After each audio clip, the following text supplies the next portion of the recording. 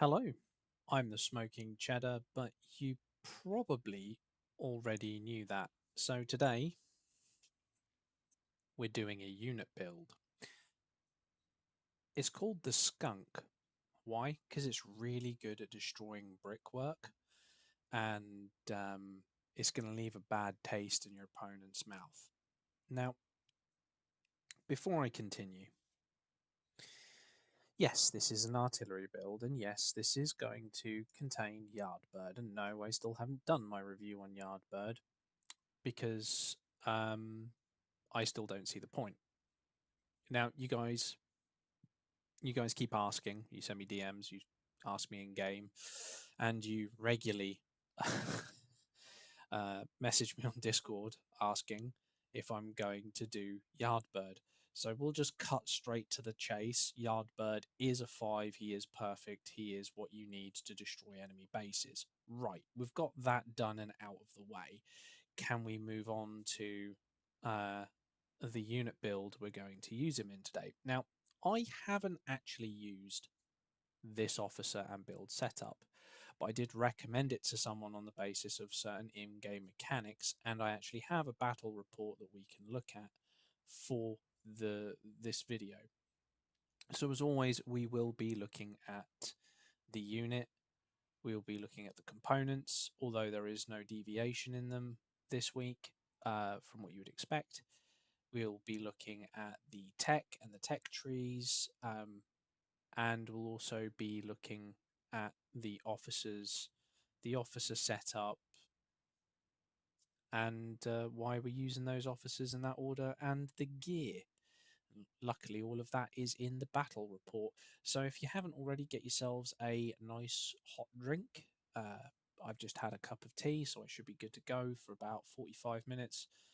And sorry I didn't do this on Friday as I had originally anticipated or attempted to do. Over the course of 10 days, finishing in the middle of last week, both of my cars decided to break. So that became a priority, not streaming for you guys about, you know, the units and the builds and so on and so forth. So let's just have a look at the unit, and obviously at the end we'll do a little bit of a Q&A on the build. If there's anyone wanting to ask any questions, feel free to ask as we go through as well. It's a bit disruptive for the long form content users, but I don't think they really mind. They've never said otherwise. But if you have a question about the build, obviously let me get to the end, explain everything first, and then ask your question, and then that way I can go back and cover it again if you missed it, or perhaps explain a particular thing in a little bit more detail. So, why are we using the rocket launcher? Let's have a look, shall we? There's a couple of reasons why we're using the rocket launcher. A couple of really good reasons, and we're not going to find out on that page, we'll find out on this page. So, siege, obviously. Um, After locking onto a target, the blast damage of normal attacks is increased by 150% from the second attack onwards. This right here is going to be pretty important. Massive explosions deals blast damage to all visible units within the same map grid, regardless of whether their direct attack hits the target. Also deals a small amount of damage to enemies within one map grid. This is less so relevant, but it's pretty useful, shall we say. There's no camp bonuses for it because it is a camp specific unit. So we're capable of dealing huge amounts of damage to fortifications. This is good for two reasons. One, bunkers, infantry bunkers count as fortifications. Two, bases, enemy bases count as fortifications. So that's why we're going for the rocket launcher. Have a quick look at the parts, and we'll just use this example right here because I already have one. You're just going for the firepower, and there is no deviation in the actual parts here at all. If we go switch and go to the new ones, as you can see, There's no deviation between any of them. We'll just have a quick look through all the others as well. Get rid of that, get rid of that. Troop speed, troop speed, troop speed, troop speed. You do get a difference here, I suppose, which is HP and blast mitigation. Ideally,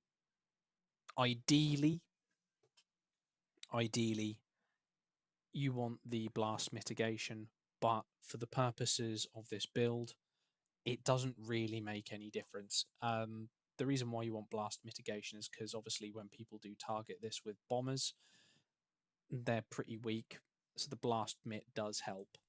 And obviously for the testing equipment, slot 4, you're just going to want firepower. So the optional thing here is to go for the blast mitigation slot 3 item, but realistically it doesn't make any difference because that's not what we're not really using this unit in any. We're only using this unit in one particular way. Afternoon, Alex. And that's why, really. I don't need to describe it anymore. Yeah. Blast mitigation is ideal, but not necessary. So those are the components. We're going to do the tech quickly. You've seen this tree 1,000,001 times, and you're going to see it another 1,000,001 times. We'll start off with the advanced tree, and as always, we will start at the end. We'll work our way back. We'll go into the modern tree. We'll start at the middle and work our way back. Now, ideally, and this is ideally, for this build to work, you will have this tree maxed out.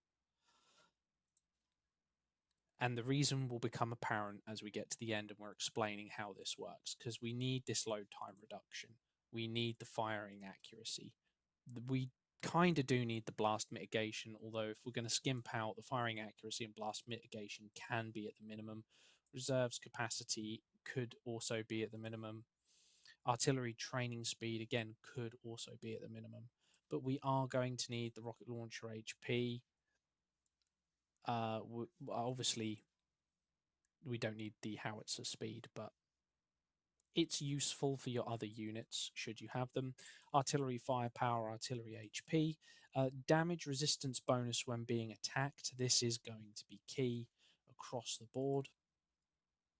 Artillery damage intensity versus other units.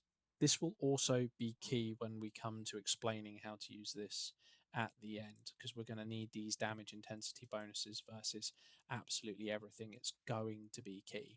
And obviously, as the RL, we get reduced load time for the rocket launcher on its first reload by 1 second. And God of War, when your artillery attacks, there's a 10% chance your next load time is reduced by 40 seconds. Sorry, 40%, not 40 seconds. I know what I'm saying, honest to God. So we're effectively going to be have a good chance to reduce that load time nearly by half. Now, if you've not used an RL before we go into the modern tree, I won't demonstrate because I don't have one ready.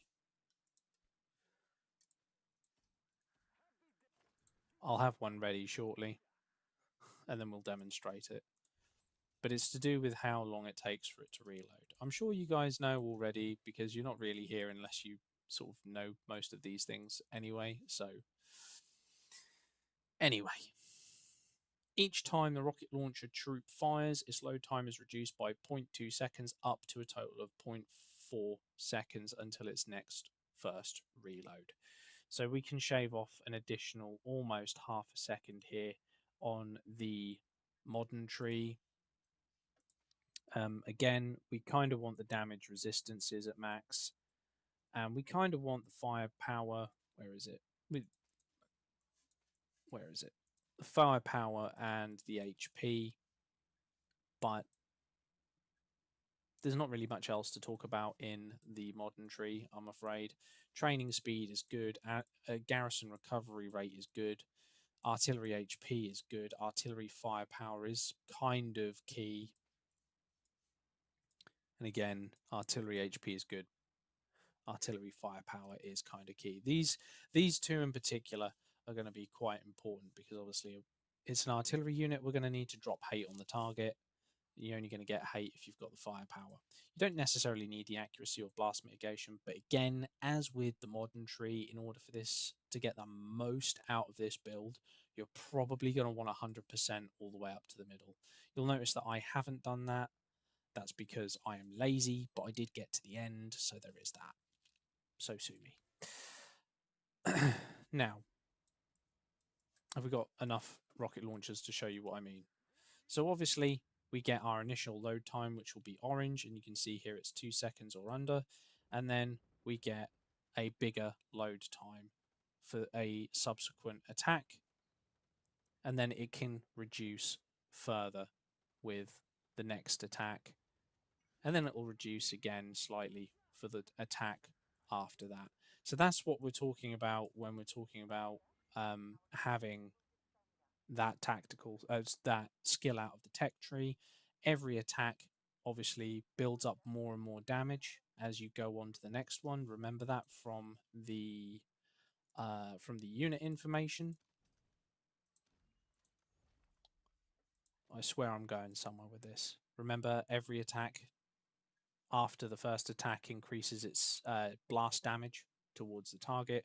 But not only are we increasing the blast damage towards the target, we're reducing the subsequent load times. And there's obviously a chance that the next load time is going to be reduced even further. So those are the core mechanics of the unit that we're going to be using, which is why we kind of want high levels of firepower on the tech tree. But it's not what we're going to be training in. Let me explain. And let me explain visually as well, because as I said at the start of this video, today I do have a battle report to show you somewhere. It is a Teams report. Please ignore the massive loss of 1,000. That was my own fault. In fact, it might have... No, that wasn't that one. It was after that one, wasn't it? This one? Sorry, Aaron. No, it weren't you. It was after that one. It'll say Teams on it. It'll say Teams.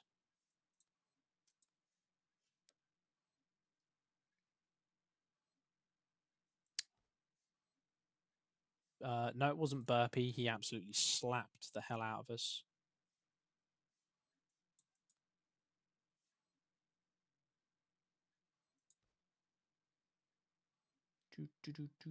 Okay, right. So it was this one.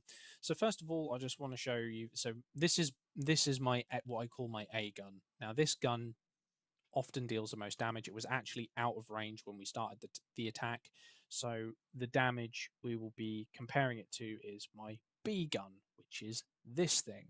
This thing generally deals quite a bit of damage as well. So if I do lose a siege gun, this thing is a hefty, hefty backup. Very, very, very potent.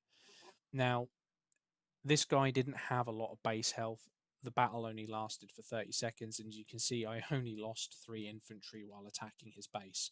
My infantry led the army group, so that should give you some indication as to how quickly we sort of tore him apart, really. And I did feel a bit bad for him afterwards, and I did say to the guys, sorry about that.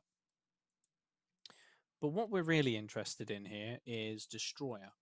Okay, so I went through this rocket launcher build with him, and you'll see that there is a significant amount of damage. Bear in mind, this is Silver 2, guys. This is Silver 2. That's 150 million points of damage in Silver 2. That cannot be understated how dangerous that is. You can scale that up to whichever you're in. So let's have a look at the build. And yes, you can see it is Yardbird. And not only can you see it's Yardbird, we have Shadow. Now, I don't watch anyone else's content, but I have been told by other people who watch my content and others that other content creators have recommended this setup. We're now going to go through the breakdown to why I'm now recommending this setup as well. Bear in mind, my information is completely independent of the other content creators. I don't collaborate with them. I don't even talk to them, even though we're on the same content creator Discord. I just I just don't really care. Now, you'll notice here that we've got a unit damage that's actually significantly high, even for an artillery unit. That's it's 52.3 million points of damage. And that skill damage is no slouch either. 87.4. To put that into perspective, my A gun, not my B gun, this is my second hardest hitting unit. My second hardest hitting unit was out damaged by a significant margin, by 50 mil in total. Right, we should be able to pull up absolutely everything about that unit if I remember rightly from this page. Or not. Oh, right, okay. I should have really tested this beforehand. I thought we could pull up the details of it from here. Anyway, you can see he's got gold plus plus, gold plus, gold plus. He's gone for HP. Like I said at the start of the video, it doesn't really matter if you have the HP or blast damage, but it will save you a bit more if you have the blast damage resistance trained in, and you have the part, and you have, you know, the tech for it, because bombers are a thing, and bombers do like to hit rocket trucks because they are very weak to it. And he's got a little bit more firepower on there than what I have on mine as well. So we'll do the train skill. You'll be able to see here that we have the walking bears damage intensity, and we have unit attack, normal attack boost damage. We have skill damage, and we have normal attack damage. Let's see if we can just replicate that quickly.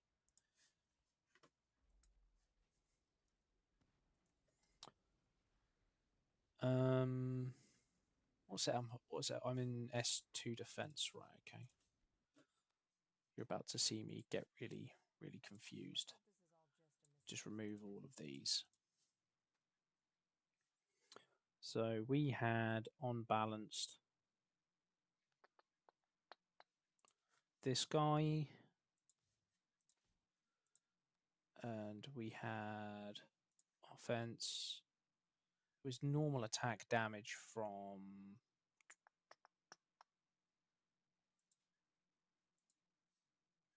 Is it not? I thought it was from her. Oh no, it was officer skill resilience buff. I think the reason why we went with that was because the other skill was in use. But ideally, damage intensity. This would be more ideal. So we've got that one. Where's Yardbird? There's Yardbird. And oh, geez, what did we have on Yardbird? That's not the right thing. I normally do all this beforehand. I completely forgot to do it today. Well, I thought, to be fair, I could be cheap and I wouldn't have to do it, but never mind. We'll pain through it. We'll pain through it together.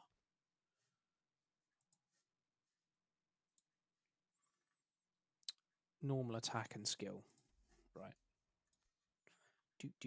Do. Special.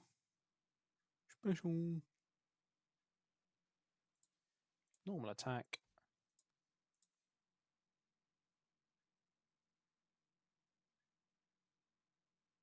Skill. Okay. So why obviously Yardbird is awakened for him, so why have we got Yardbird and why have we got this on setup? Also, you can't see the gear, but we do have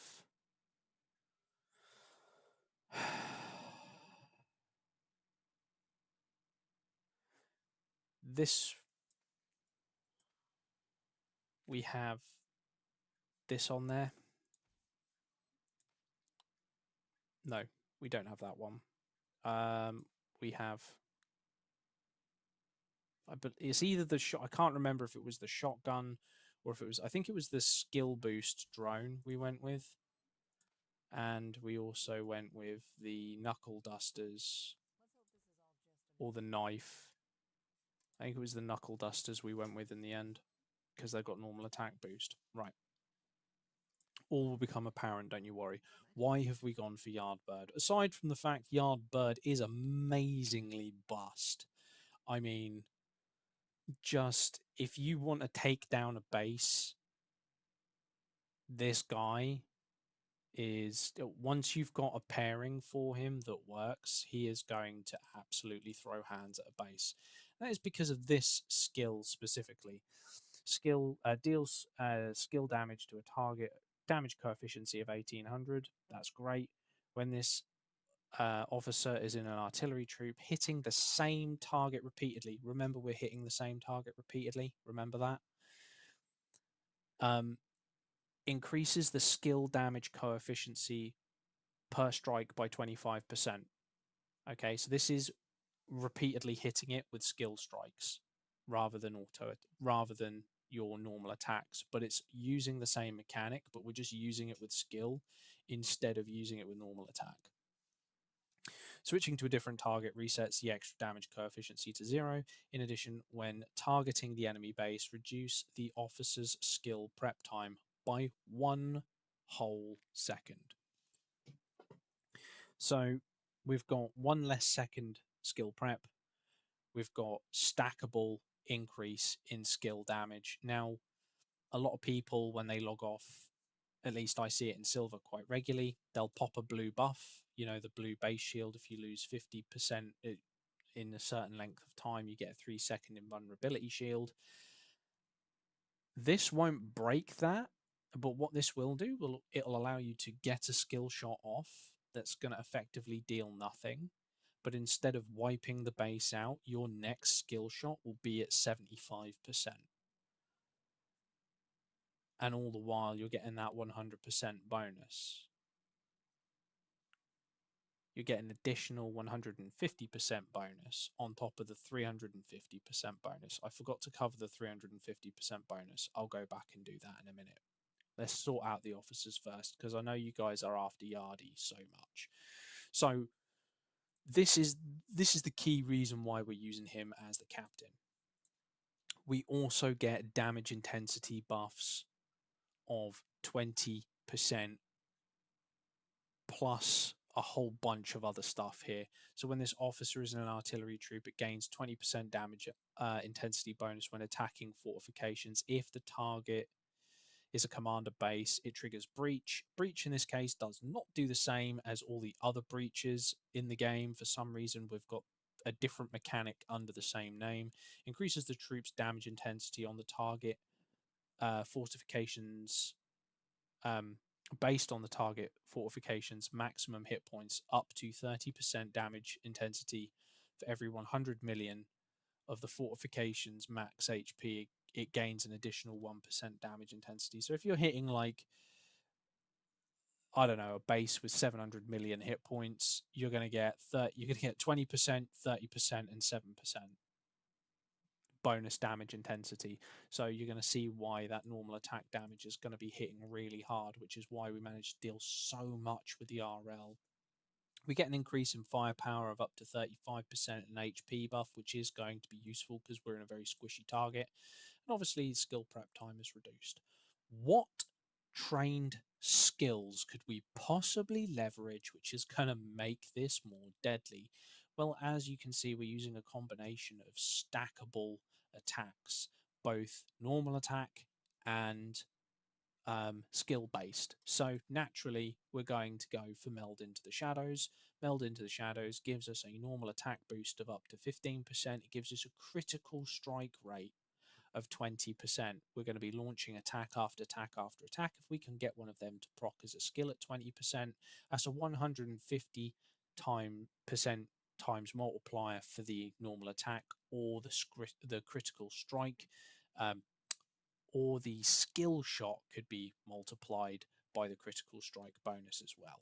We also get officer skill boost of up to 25%. So we're going to deal an extra 25% on our skill shot almost immediately. Meanwhile, we are using for gear a critical strike rate drone, because we're using a critical strike rate and normal attack boost. But more importantly, this also gives us an officer skill boost and a damage resist bonus. Increases the officer's skill critical damage of this officer's artillery troop by 12% and the officer's skill resilience by 6% once you're over level 5. And that obviously increases with level. So we're getting even more skill damage bonus, we're getting even more critical strike rating, and we're getting even more damage resist. On to Lady Shadow and why we're using her. Now, she hits pretty hard. Yes, she does have a splash attack, which isn't particularly useful against the base. But the 1800 and the splash attack is nice, but it's mostly the 1800 we're after. But what we do get is a normal attack boost and an officer skill boost. Oh, isn't that strange? We're stacking normal attack and officer skill boost quite a lot here. I wonder what the outcome could be, not that we've already checked the outcome of that out. We also get a damage intensity bonus. Now, the difference between normal attack boost and damage intensity is damage intensity affects your normal attack and it affects your skill attack.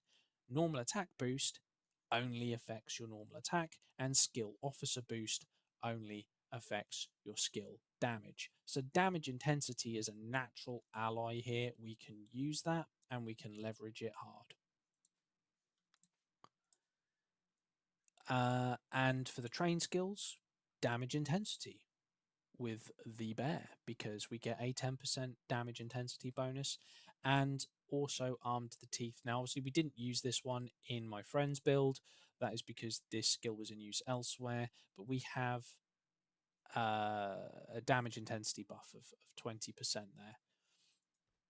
Now, we have gone for a normal attack boost gear item, which again is going to leverage even more of that normal attack boost. Now, just to go back to something I forgot that I mentioned a minute ago, the rocket launcher. This page in particular, we get a fortification multiplier damage of 350%. And if we attack more than once, it goes up to 500%, because you're getting an additional 150% on top of that. And we're stacking normal attack damage. And we're stacking a hell of a lot of skill damage. And we're stacking a hell of a lot of skill boosts. Fortification intensity bonuses, you name it, we're throwing it in there. This is pure intensity build with a balance both between skill damage and unit damage. And just to reiterate from that battle report, which was significant. No, that was this morning or this afternoon or whenever it was. It's one of these. Which one is it? This one? Was not that one. This one? It was this one. A 150, and a third of that has come almost entirely out of the unit damage. That is the power of using a rocket launcher with these two officers. Now, let's just go into the summary of why we're using this, how all of this molds together. So we've got the 350% bonus. We've got a 150% stackable bonus against fortifications the more we hit it. We're not increasing the target range. This is a relatively close range artillery piece, which is its danger. We're using the blast mitigation parts if we can, although it's not really key. We're stacking successive hit bonuses through the tech tree, as well as load time reduction bonuses through the tech tree.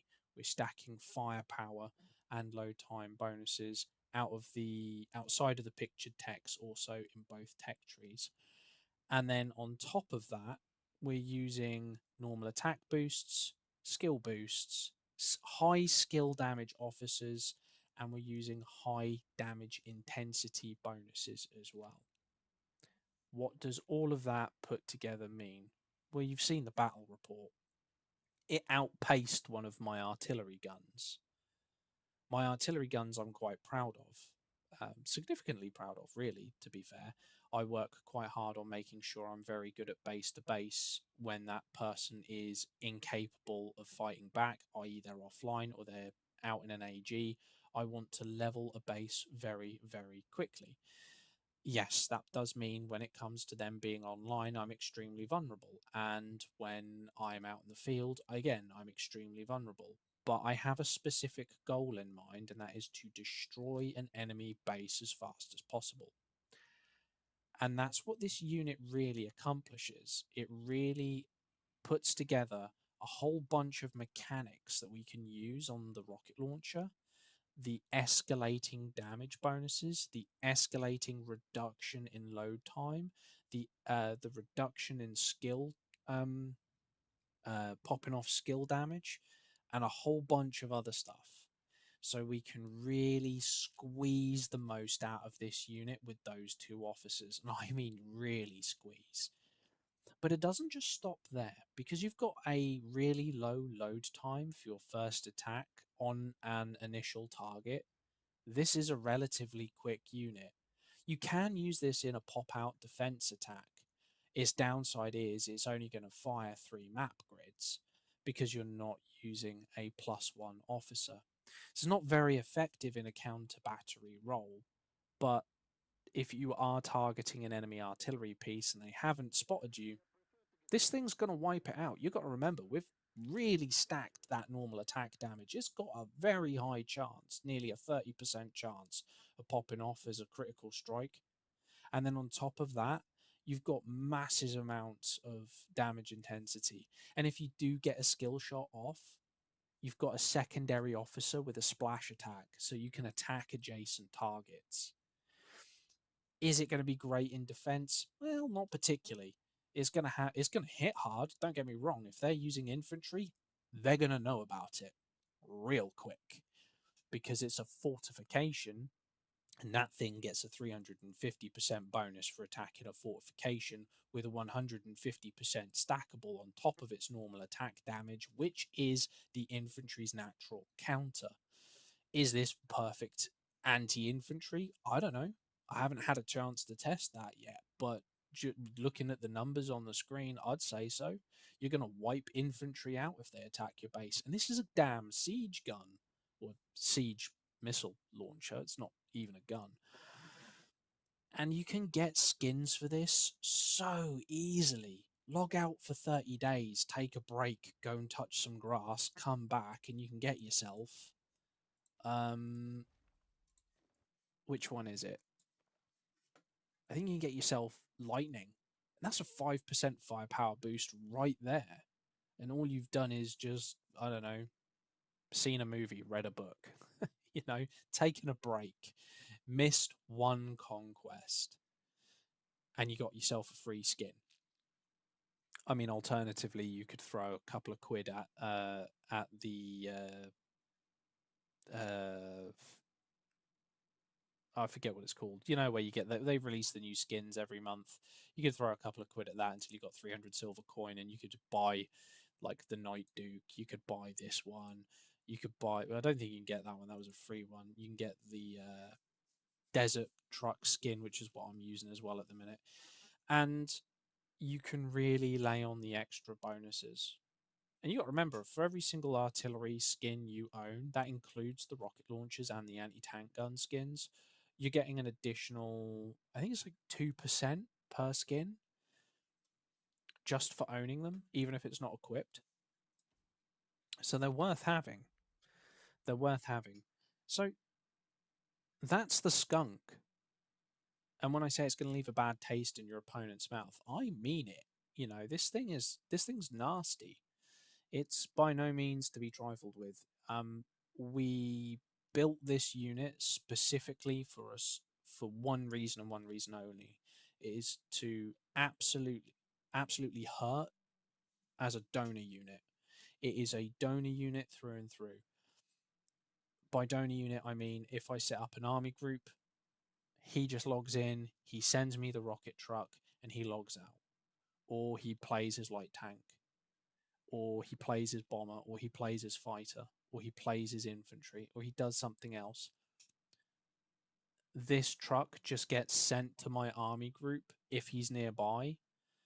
And if he's nearby and I've got that, and I've got my 3 artillery guns plus my infantry, and I've got him running around in a light tank protecting me, there's I'm already flattening bases by myself in Silver 2 with my infantry, and my artillery guns with uh, most bases without too many problems. But the bases that do give me problems don't give me many problems with with his rocket truck donated to me. So just thank you very much, Destroyer, for letting me build this for you with your leftover pieces of equipment and your reverse engineering for this conquest, because that has actually saved us in multiple army groups a hell of a lot of time. And you guys have seen and witnessed the damage disparity between my B gun and that thing. It's like 30% more powerful. I spend a lot of time on my artillery guns, specifically building them for siege. And as soon as he said, I think we can do something with this rocket truck, and I was like, yeah, we can. I think we can leverage a lot of mechanics for this. And that's exactly what we've done. And it it works. It works. I would encourage any of you who just do donor artillery pieces to consider the rocket launcher. So I know a lot of people, you like to have your 3 tanks, you have your anti-tank gun and your RL primarily for defense. This is perfect for you. If you're a field fighter, this is perfect for you. You can have your artillery ATG, and you have this RL for siege. It's also going to hurt infantry attacking your base. It's also got a little bit of splash attack, admittedly not a lot. And it's great for donating to AGs. They're going to want this. Is my next meta. I don't like to use the word meta. I think it's a bit cringe. It's a bit 2010. I wouldn't say it's meta. Everything in this game has its weakness, and this thing's weakness is obviously bombers from the air or infantry from the ground if you can close that gap quick enough, because you're not using that extended range, that +1 grid range.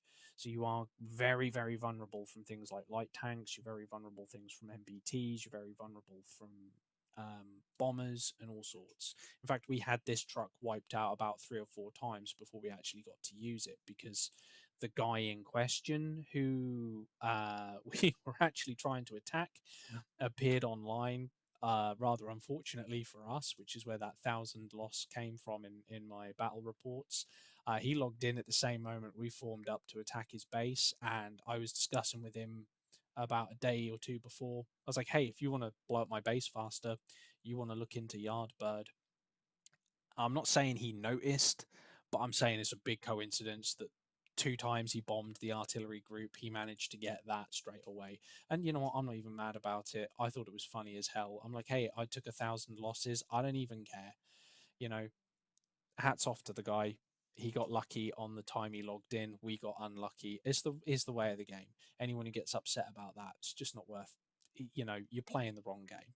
This game is all about give and take. Sometimes you win, sometimes you lose. I wouldn't call this a meta. I would say it is deadly as hell, though. Definitely consider getting yourself a rocket launcher. Definitely, definitely consider getting yourself one, because it's going to save you in the long run if you are a donor kind of player. Even if you're like an Air Force player, you're using a lot of bombers, or you're a naval player, as someone who's going to perhaps use these as safe zone donor units or anything, people are going to be asking for this unit. I just want to point that out. This is that deadly. They're going to want this unit in that group. So that's my build, guys. That's my build for this week. And I wasn't actually going to do this. I was actually going to do a light tank build with the other officer that we done in the previous build 2 weeks ago. But, or was it 3 weeks ago now? I forget. I was on holiday like week before last. I didn't stream because I couldn't be bothered. I was on holiday. No offense. But yeah, you know, I just I just really think there's a lot you can do with Yardbird in terms of putting him on an RL and really leveraging those stackable mechanics. Just it gets more and more powerful as the time goes on. If that player is not online when you start hitting his base, or he does not have enough units in his base to pop out and attack you, you are going to flatten it so quickly with this in an army group or in your own base to base setup. I mean, I'm at the stage where I'm thinking to myself, well, maybe I use maybe I get rid of my ATG and just have the RL in and have like use my Vanguard infantry as a soak temporarily, so I can have 4 artillery pieces, Joe, and just throw hellfire onto a base. It got to that stage where, I'm at that stage where I'm thinking about it. As you can see here, this is completely off topic. As you can see here, we've got Vanguard infantry and an RL in reserve that I can just swap between as I need it. We are planning on changing our navy over on this page. At the minute, as you can see, we're using 1 missile destroyer, 1 armored destroyer, and 1 anti-air destroyer. We're going to be changing that to 2 guided missile destroyers and 1 armored. And that's now going to throw my camp bonuses out of alignment, because obviously we like to keep 5, 3, 3, 5 from one faction, 3 from another, and 3 from another. So we get the maximum amount of damage intensity and damage resistance bonuses across all camps.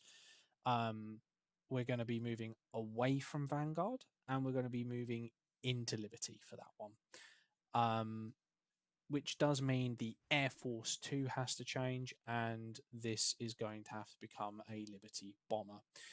Doesn't mean that I am going to completely get rid of those units. Those units will merely be like my ground units, put to one side and left there, not to fester, but if I need to swap them back, I'll swap them back. So that's where we're going with that. The reason why is because we're really focusing heavy on the naval front at the minute. We're massively going down the naval tree. We'll give you guys a quick catch up who is sitting here live.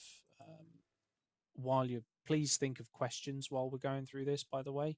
If you've got any questions, now's a great time to ask them, because once I'm finished with this section, I'm going to go make myself another cup of tea, and I'm either going to go play another video game, or I'm going to play this for like 20 minutes and then log off for the evening.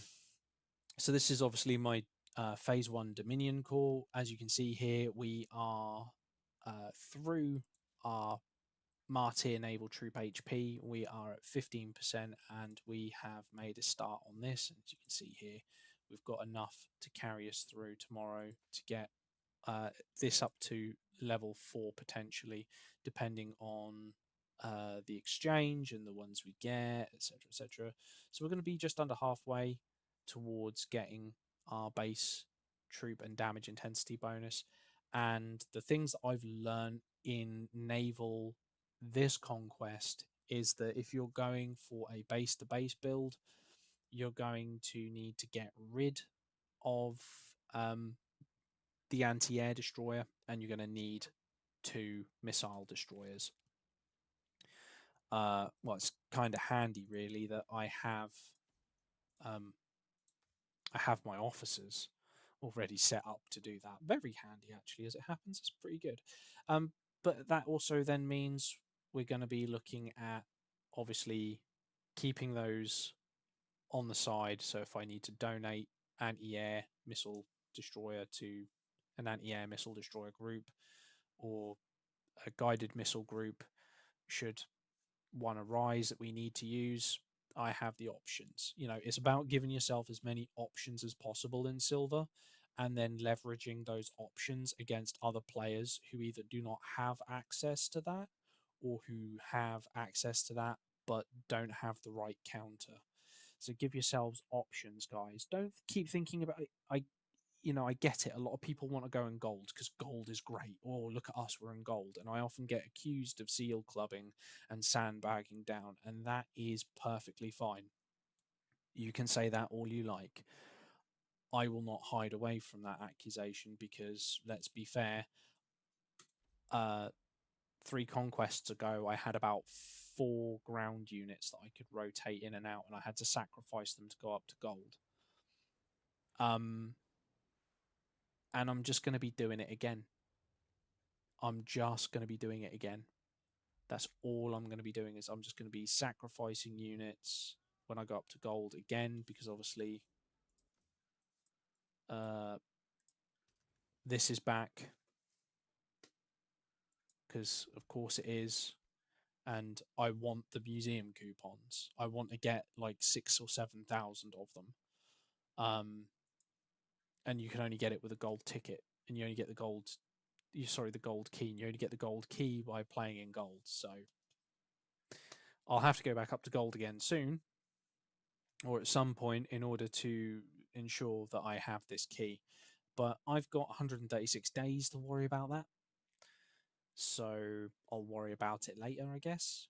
And in that meantime, I want to fill out my tech tree for my navy a little bit more, and I want to fill out my gear a little bit more. Let me just reset this. Get rid of all those irritating little white bubbles. We'll have a look at the gear as well while we're here. Why not, guys? So currently we're sitting on 462 as our current, and we're aiming for 600. Now, you will notice, the eagle-eyed among you, that I haven't actually been pushing this through as hard as I have recently. Obviously, I absolutely thundered my way to 450 as much as I could by just dumping gold in. And I've kind of stopped. Why have I stopped? Well, there's been 2 events now that happen on a monthly basis where we can spend these, and in doing so we get bonus ones of these, and we get bonus gold pieces up here. So we get the gold gear numbers, and we get the epic ones as well. And you get like 5 or 6 bonus ones per day. It's not no, it's not 5. I think it's 3, isn't it? You can get about 3 gold ones per day and like 6 epic ones per day, which is handy because all I really want to do is pump these 2 first, then pump them 2. Now, I know I was pumping the tactical knife for the damage resistance for the infantry. We got really close to finishing it before I decided I need to focus purely on Navy going forwards. And when I say I'm focusing purely on Navy, I mean gear, I mean components, I mean unlocking units, uh, and obviously I don't need the statues. So the statues are going at the moment, obviously, onto Yardbird, and then they'll be going into my Air Force. Why the Air Force? Well, if I'm getting rid of my anti-air destroyer, I'm going to need good fighters to protect my navy on the ground, or in the water, as it were, in the tub. So yeah, that's another reason why Air Force is important. I know I harp on about it almost every week to almost anyone who'll listen, but your Air Force in this game is a core and integral part of your base now, because it can be used on both land and at sea. So do not skimp out on your Air Force, guys. And I kind of regret never finishing the advanced tree, and I'm now at the stage where I'm now pushing my navy so hard that if I stop once I get into phase 2 just to complete the advanced Air Force tree, I feel like I'm not going to. I don't want to fall behind on my navy. I want to be out in the front with my navy, and I'm kind of leaving the gear and the you know the tech. I don't want it for the Air Force, and I'm just relying on those officers and the officer trained skills and the parts of the airplane to get me through. So that's the only reason why. And obviously, for those of you who haven't seen, obviously this is my main fighter here. We've got 2 pretty good officers with 2 pretty good bits of gear,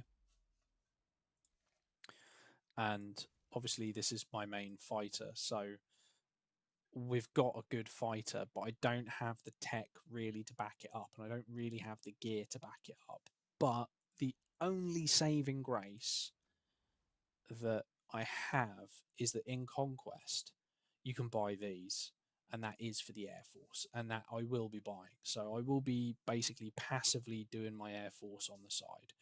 Uh, it's important that you guys get the Air Force sorted as well, because if you're going to attack bases, you're going to attack large group formations or individual group formations, or defend an army group or a fleet, you need an Air Force. Air Forces can attack bases. The only thing they can't really do is, you know, continuously fight. So your bombers have to come back, they have to be retrained, they take a long time. Whereas tanks can be trained out in a matter of moments and they can stay out for as long as possible. The same with infantry. Artillery a little bit slower, but the same principle applies. Same with your navy, but it's even slower still. And the thing is, if you've got good coverage for your navy, enemy air forces are kind of bit not really much for you to sort of really think about. Actually, while we're at it, I do have a battle report, and this is from my navy. And this was done, as you can see, 3 hours ago. Um, sorry, Pac-Man. For those who know about what's going on in our conquest, yes, he's on the other team. Yes, I am apologizing to him. Not for it. Just like this conquest has been just a complete shit show from about week 2 onwards. Not because of our enemies; they have been brilliant, with the exception of the Italians who have been hitting trucks. Uh, but everyone else has been brilliant, and there's a couple of people on our team who, let's just say, I won't be playing with them again. I'd rather lose. It's that bad. Anyway, as you can see here, my anti-air destroyer is only pumping 1/5 of the damage that my guided missile is. Now, if I want to take down an enemy base, I'm going to need to deal as much damage as humanly possible in the shortest space of time, which means effectively doubling my siege damage. So, yeah, it's got to be done. I'm going to have to get rid of the guided missile destroyer. It's got to go, and I've got to get the anti-air missile destroyer, and I've got to get a guided missile destroyer,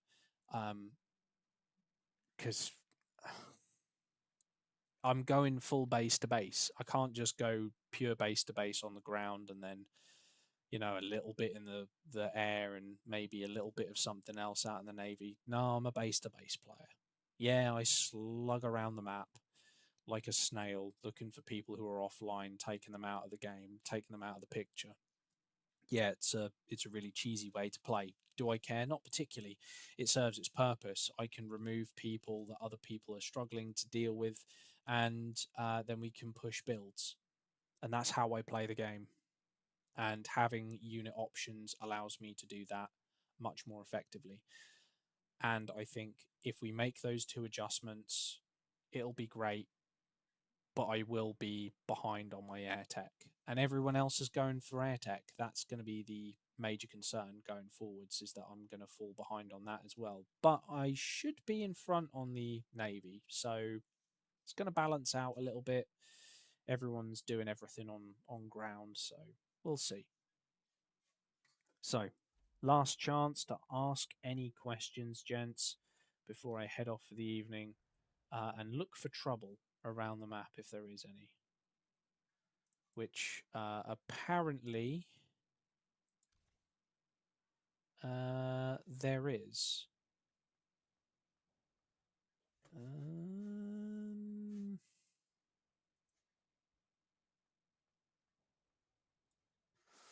yeah, I know what we'll do with that one. Deploy that. He's basically got until ooh. Can I? I'm lucky. I got one. We're going to go and you need anti-aircraft to do the naval campaign. Yes, you do. That's why I'm also keeping the anti-air destroyer. I'm not getting rid of it. It's remaining um, as a pure uh, side unit, as it were. Much like this infantry unit is a side unit and my rocket launcher is a side unit. It'll be something that I swap to as I need. And I encourage everyone to do this at the level they play. If you can't do this at the level you are currently playing at, consider dropping down until you can, because the bonuses are phenomenal. You can do so much. You can wipe out so many bases. You can be effective in the field. It's great. And so like, I'm not getting rid of my Vanguard bomber either. I'm keeping that. You know, say I'm on the ground and I want to have a pursuit capability with the Vanguard bomber. Well, all I need to do is swap 2 units around, and then we're done. And you only got to wait a handful of seconds for the training as well. The training doesn't take long, so give yourself an option. You know, if you can't do it in gold, consider dropping down to silver until you can. I mean, that's why I'm in silver too. I'm in silver too because, you know, it's a bit more relaxed. Um, the people I find are less toxic, generally are less toxic in silver too. Um, most people in silver 2 have other accounts that are in gold and they're just going to spend more time on them. And that's fine.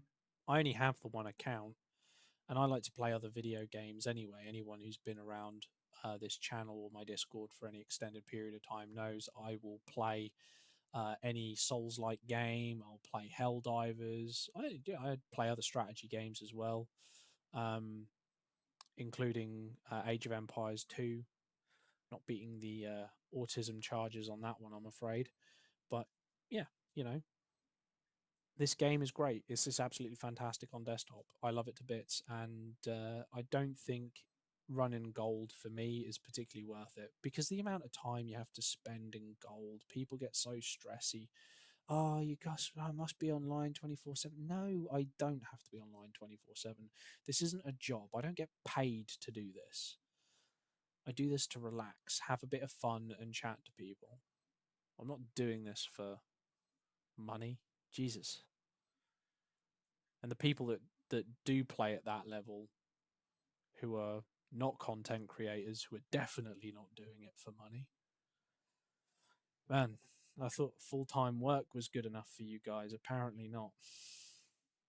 Just why people play like that is beyond me. It really is. But you know, I can't really complain too much. I myself have actually been there on one occasion or more. Let's see what he's got. Let's have a look at. Let's have a little nose at his stats quickly. With 70k, 70 mil on tech, so that's pretty high. Officer power seems to be a bit low. I'm close to double that, I think. His all-time highest land is 257.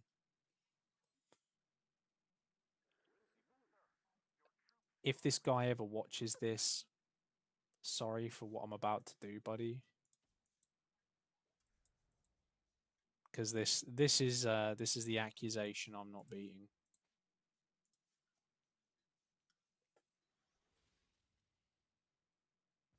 We're just gonna bundle everything up. This has got Yardbird in it as well, by the way. This setup has Yardbird in. I think it's my C gun. Yeah, it's on my C gun. He's not awakened yet, as you can see.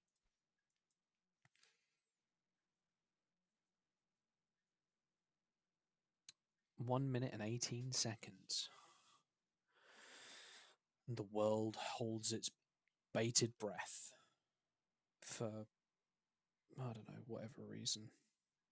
Anyway, I hope everyone's day has been going well. Mine's been going absolutely fantastic. 2 broken cars, and I went to the gym. Let out a bit of stress. It was good. It was good. I've also, for those of you not in my Discord, set up my office now. It's all nice and neat and tidy. I've got my PlayStation 2, my PlayStation 3, all of my PlayStation 1, 2, and 3 games on the shelf behind me that you can't see, and you never will, unless you see the pictures on Discord. And I've tidied up a little bit and painted some more models. How about that? I even cleaned up the controllers. Look, I don't know if it's going to show you. They are. Look how shiny and new they are. A little bit of isopropyl and contact cleaner, some cotton wool, and a lot of hate scrubbing it. But you said you were green.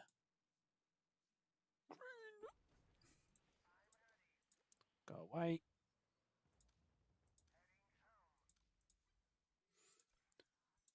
Do.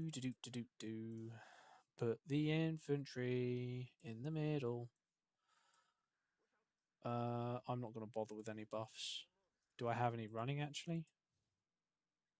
Yeah. Nope. I don't think we need them.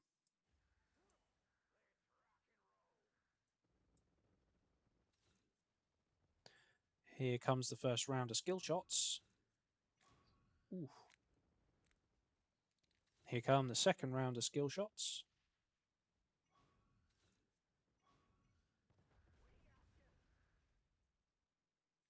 Sorry there, bud.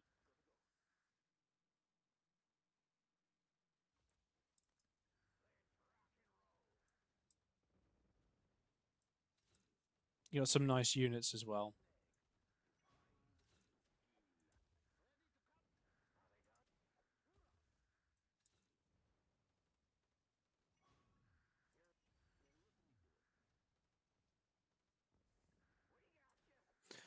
And there you go. There's a little bit of a show on the side there for you, gents.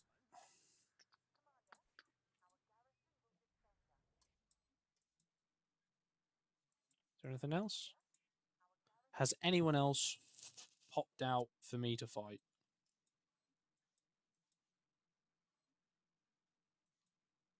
They have not. In that case, train back in the anti-tank gun. Switch to field defense. And out I log. Thank you all very much for watching. I've been the Smoking Cheddar and you've been very patient. A link to the Discord is in the description box down below. Remember, if you don't give a pizza to the rules, you ain't continuing. It's a way for me to filter out bots and idiots. Don't be an idiot. Don't send bots. Also, be an adult while you're there. We bully each other about absolutely everything. Also, if you're happy to sit in voice chat and you want to play Helldivers or something else, just ask. I'm big on Diablo 2 at the minute because obviously no one had Diablo 2 DLC after 25 years on their 2026 card. Mind you, I don't think anyone had Invasions ×2 this year. So yeah, that's also a thing. Please follow the rules on my Discord. That's all I ask. And there is also a link to my chosen charity, but obviously, should you decide to pick a different charity, that's fine by me. I don't want the money. I do this just because I love talking about Warpath to you guys. And if you feel like you want to donate some money in your own name, you go right ahead. But I don't want your money.